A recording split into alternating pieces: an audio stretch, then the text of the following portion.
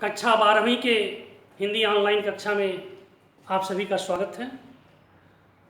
हम लोगों ने हजारी प्रसाद द्विवेदी द्वारा रचित ललित निबंध का अध्ययन कर लिया है। आज बारी है प्रश्नोत्तर की, तो आइए प्रश्नोत्तर पर अवलोकन करते हैं। पृथ्वी का मानदंड किसे कहा गया है? हिमालय को पृथ्वी का मानदंड किसने कहा है? कालिदास ने। मनुष्य को सुखी रहने के लिए क्या करना होगा? मन को बस में करना होगा। मनुष्य को सुखी रहने के लिए मन को बस में करना होगा। कुटज किस विधा की रचना है?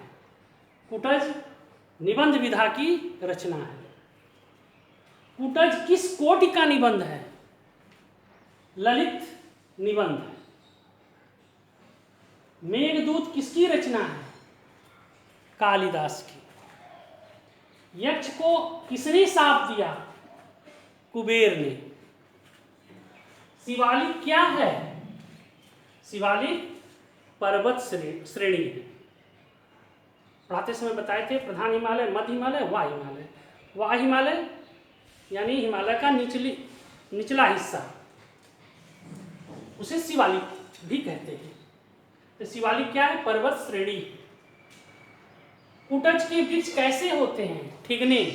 ठिगने माने नाटे। यक्ष निर्वासित जीवन कहाँ बिताता था?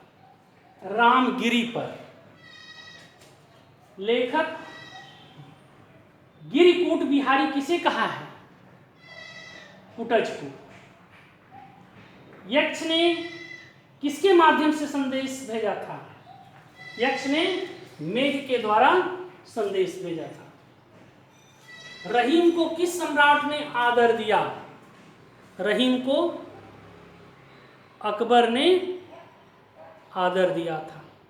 क्योंकि आप सभी जानते होंगे कि रहीम अकबर के नवरत्नों में एक थे, जिनका पूरा नाम था अब्दुल रहीम खान खाना। रहीम को किस सम्राट ने ठुकराया था? रहीम को जहांगीर ने ठुकराया था। किस मुनि को कुटज कहा जाता है? अगस्त्य मुनि को कुटज कहा जाता है, क्योंकि ऐसी मान्यता है कि वे भी कुटज से पैदा हुए थे, यानी घड़े से पैदा हुए थे। कुटज किस भाषा का शब्द है? कुटज संस्कृत भाषा का शब्द है। संस्कृत में कुटहारिका या कुटकारिका किसे कहा गया है? संस्कृत में कुटकारिका या कुटहारिका दासी को कहा गया है। मिथ्याचार से मुक्त कौन है? मिथ्याचार यानी झूठा आचार, झूठ, फरेब आदि से मुक्त कौन है? कुटज। दुखी कौन है? जो परवश है, यानी जिसका मन अपने बस में नहीं है, जो परवश है। मन के विकल्प क्या हैं? मन के विकल्प सुख और दुख।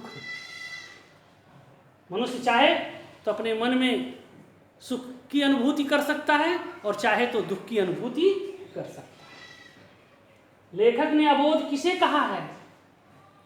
लेखक ने उसे अबोध कहा है जो यह समझता है कि वह दूसरों का उपकार करता है, जो यह समझता है कि वह उपकारी है।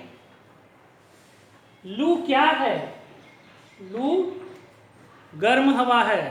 पढ़ाते समय बताया था उत्तर भारत में गर्मी के दिनों में, विशेषकर जेठ के महीने में गर्म हवाएं चलती हैं, जिसे लू कहा गया है।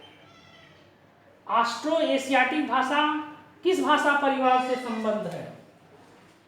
ऑस्ट्रो एशियाटिक भाषा आग्नेय भाषा परिवार से संबंध है। आत्मनस्तु कामाय सर प्रियम भवति किसने कहा था? याज्ञवल्क्य ने कहा था। ऋषि याज्ञवल्क्य ने ये कहा था, आत्मनस्तु कामाय सर्वप्रियम भवतु, यानी सभी लोग अपने मतलब के लिए जीते हैं, अपने स्वार्थ के लिए जीते हैं। लेखक ने शोभा निकेतन किसे कहा है? लेखक ने शोभा निकेतन पर्वत को कहा है। लेखक ने अवधूत की संज्ञा किसे दी है? लेखक ने अवधूत की संज्ञा भीष्म पितामह को दी है। सिल्वा लेवी कौन थे? सिल्वा लेवी एक फ्रांसीसी भाषा शास्त्री थे। संस्कृत भाषा में अधिकांश शब्द फूल, वृक्ष और खेत, बागवानी किस भाषा परिवार से संबंध रखते हैं? तो संस्कृत भाषा में अधिकांश शब्द फूल, वृक्ष, खेत, बागवानी ये आग्नेय भाषा परिवार से संबंध रखते हैं, जिन्हें ऑस्ट्रो एशियाटिक भाषा परिवार भी कहा जाता है। बाद में इनको कोल भाषा परिवार भी कहा गया है। सर्वग्रासी किस भाषा को कहा गया है? सर्वग्रासी संस्कृत भाषा को कहा गया है, क्योंकि ये दुनिया की विभिन्न भाषाओं के शब्दों को ग्रास करके अपना बना ली है और अपने में मिला ली है, इसीलिए संस्कृत को सर्वग्रासी भाषा कहते हैं। लेखक ने मनस्वी मित्र किसे कहा है? लेखक ने कुटज को मनस्वी मित्र कहा है। क्यों कहा है? क्योंकि लेखक कुटज जो है बसी है।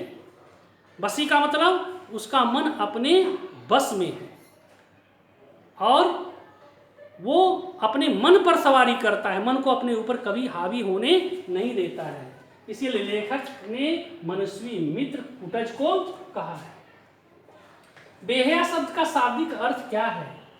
बेहया शब्द का शाब्दिक अर्थ है बे माने बिना, हया माने लाज, बिना हया के, बिना लाज के, यानी जिसको लाज शर्म नहीं है उसको बेहया कहा गया है।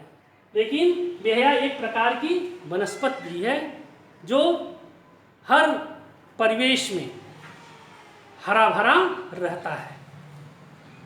शिवालिक कहाँ स्थित है?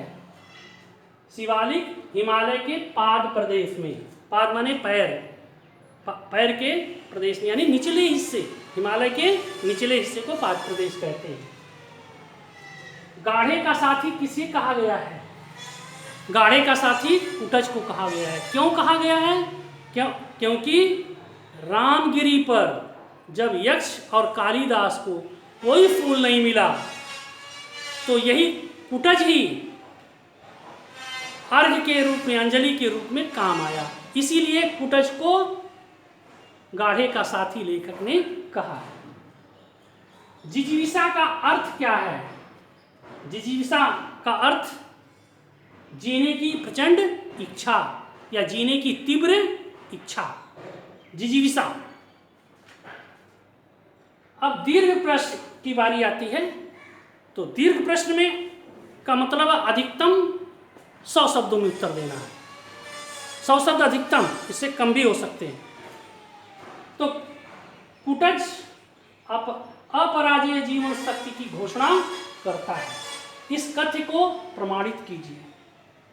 यहाँ पर पढ़ाते समय जो वीडियो में आप देखिएगा कि कुटज किस प्रकार से विभिन्न विषम परिस्थितियों में अपने को जो है हरा भरा रख रहा है, यानी तप्त लू में चट्टानों को भेद करके, झंझा को सह करके, विषम परिस्थितियों में वह अपने आप को जो है बचाए हुए है, और बचाए हुए नहीं है, मुस्कुराता है और पूरा हरा भरा है।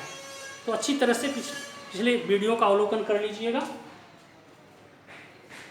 रूप व्यक्ति सत्य है, नाम समाज सत्य है, व्याख्या कीजिए। रूप व्यक्ति सत्य है, यानी रूप है तो व्यक्ति की सत्यता प्रमाणित होती है, और नाम क्या है? समाज सत्य है, यानी समाज के द्वारा जो नाम दिया गया वो व्यक्ति की सत्यता है। यानी समाज द्वारा जो नाम दिया गया है वह मुख्य है उस व्यक्ति की। अब कभी कभी प्रश्न आता है कि रूप बड़ा है या नाम बड़ा है? तो रूप तो नश्वर है, नष्ट होने वाला है, आदमी मर जाता है, लेकिन नाम अमर रहता है। जैसे महात्मा गांधी जी, लाल बहादुर शास्त्री, नेता सुभाष चंद्र बोस, अन्य जो लोग थे आज हमारे बीच नहीं हैं, लेकिन उनके नाम हमेशा अमर रहेंगे। कुटज की उत्पत्ति के संबंध में लेखक ने क्या क्या विचार व्यक्त किए हैं? कुटज वीडियो का अवलोकन करिएगा, उसमें विस्तार पूर्वक बताया गया है कि कुटज को किस किस रूप में लेखक ने जो है यह व्याख्या किया है। अच्छी तरह से देख लीजिएगा कुटज की क्या विशेषताएं हैं। यहाँ पर कुटज के परिवेश को बताना पड़ेगा कि कुटज किस विषम परिस्थितियों में अपने आप को जी रहा है, और साथ ही साथ कुटज जो है वह मनस्वी है, अपने मन को बस में करने वाला है। वह किसी दूसरे के मन में अपनी इच्छाओं को थोपने के लिए वह प्रवेश नहीं करता है। वह जो है अपने मन पर नियंत्रण करता है, वह बसी है। ये सब सारी चीज़ों का वर्णन विस्तार पूर्वक नोट बना करके आप कर लीजिएगा। ये दीर्घ प्रश्न के लिए बच्चों से मेरा अनुरोध है कि अपने से वीडियो देख करके, किताबों को पढ़ करके एक अच्छा खासा नोट बना लेंगे। धन्यवाद। आज ही